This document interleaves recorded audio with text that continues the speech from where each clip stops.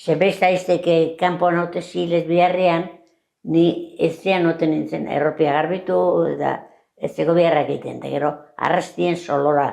Eta urik auki zenduen ja etxean, sasoi horretan, edo errekara joan behar izeten zenduen? Errekara. Errekara erropea garbitzuten, Bai. ezta? Ta zelan itzen zenduen? Erropia aldamoduen.